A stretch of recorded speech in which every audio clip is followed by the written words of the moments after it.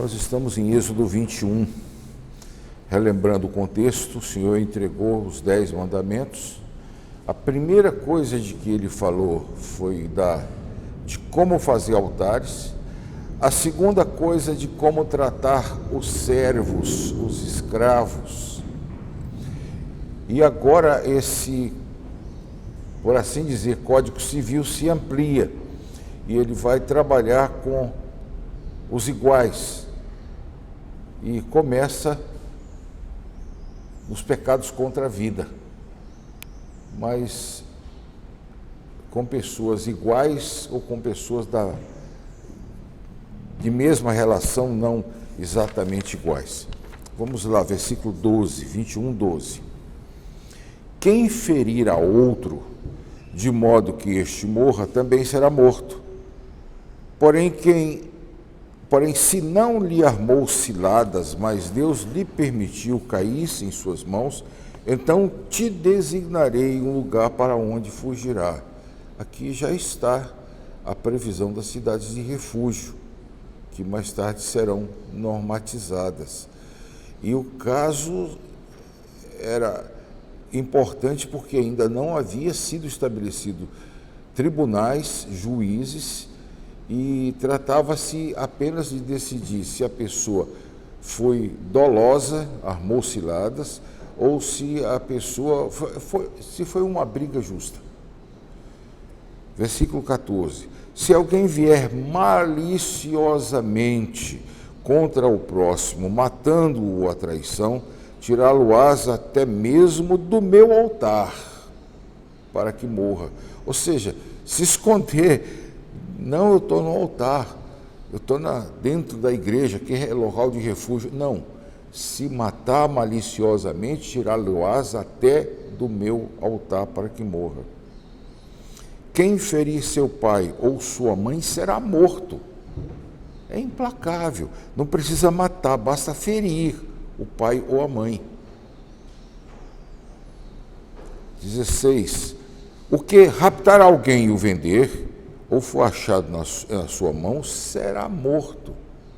Tanto aquele que faz escravo, que escraviza. Lembre-se do que nós falamos ontem, a pessoa que se escravizava se vendia com o objetivo de saldar alguma dívida que tinha. Aqui não, aqui trata-se de um captor de pessoas, de um raptor de pessoas. Ele rapta com a intenção de vender.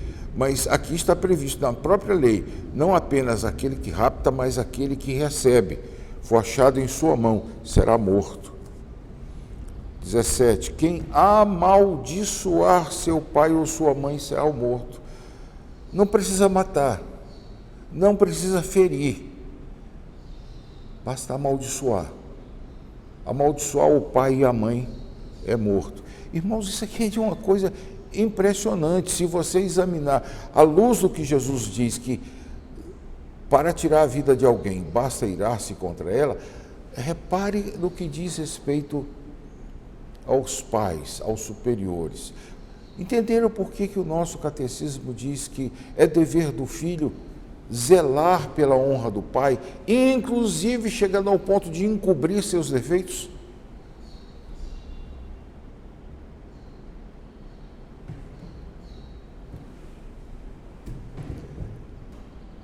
Eu não consigo entender como que no meio de um seminário, os alunos são obrigados a criticar seus professores anonimamente, covardemente às vezes, e são estimulados por um órgão oficial da igreja.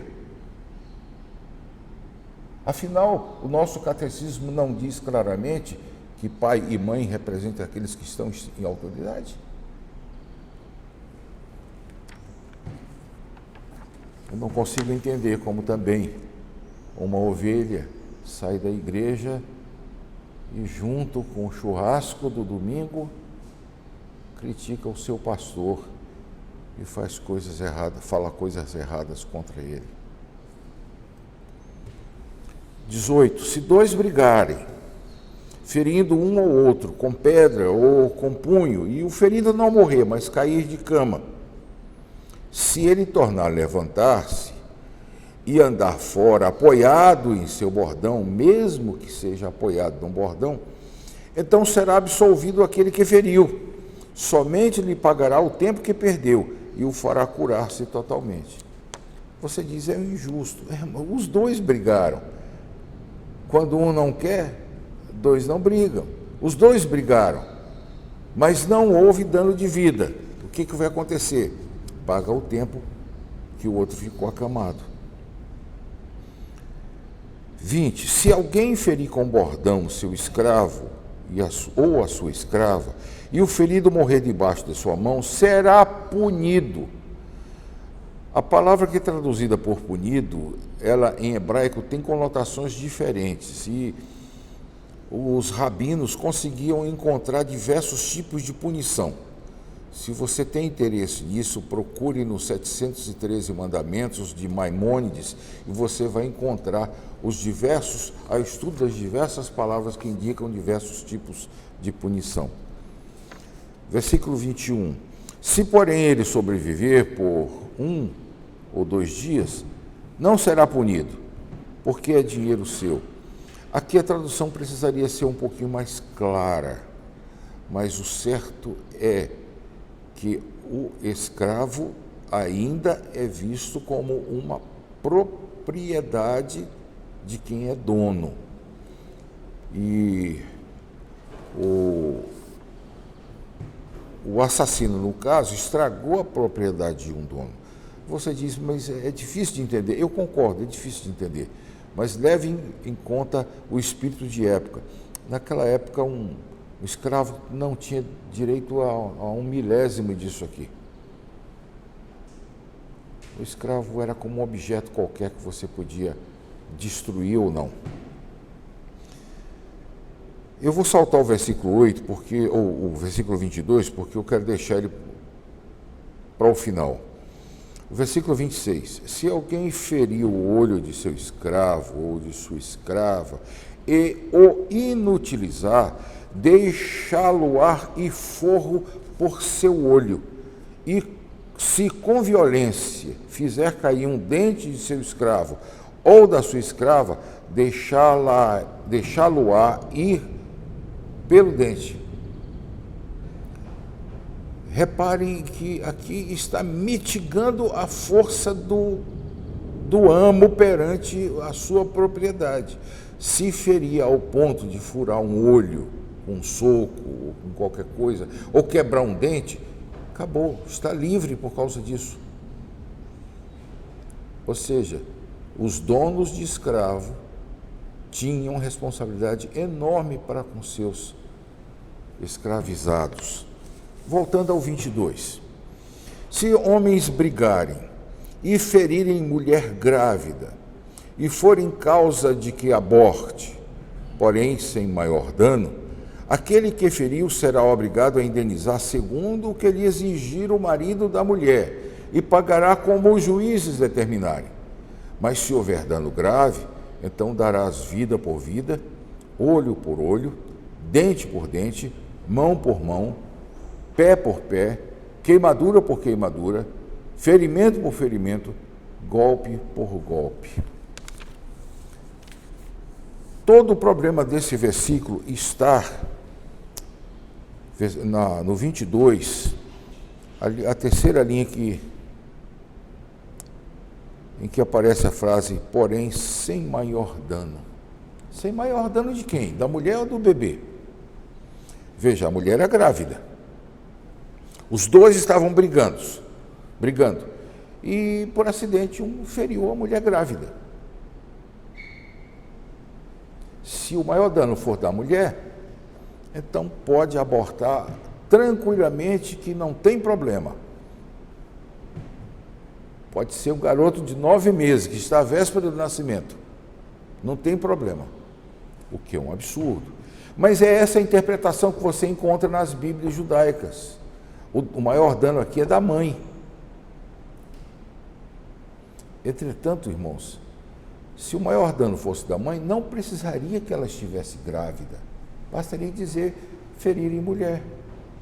Mas a mulher está grávida. Portanto, o maior dano é do bebê. Se acontecer de ter maior dano. Se ela abortou e não houve maior dano, o neném nasceu saudável.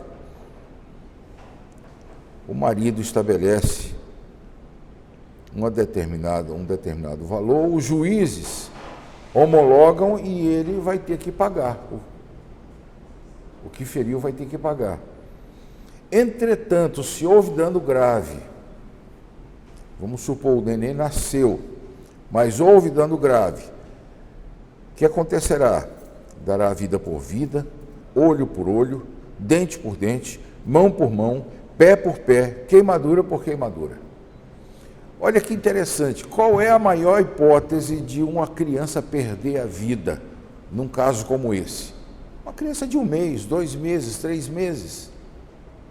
Então, quanto mais nova for a criança, mais possibilidade existe de nascer morta, devido a essa briga. Portanto, vida por vida. Repare, irmãos, que se nós admitirmos, e é a exegese correta, aliás, é um bom texto para você fazer exegese. Pelo menos a exegese que eu prefiro é isso. Se nós admitirmos que o maior dano aqui é do bebê, o Senhor está igualando a vida de um feto ainda à vida de uma pessoa que tem forças para lutar. Estão percebendo? Eu creio que esse é o texto mais forte que existe contra o aborto. Se nasceu bem, pague-se a indenização por ter feito o mal.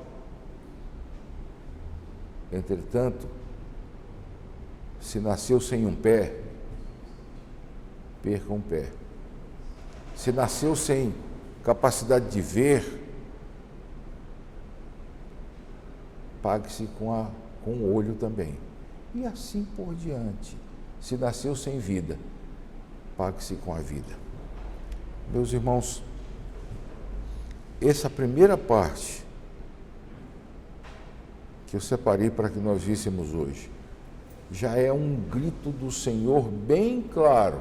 Ele deu os seus 10 mandamentos, mas logo em seguida estabelece um código civil bem claro, em que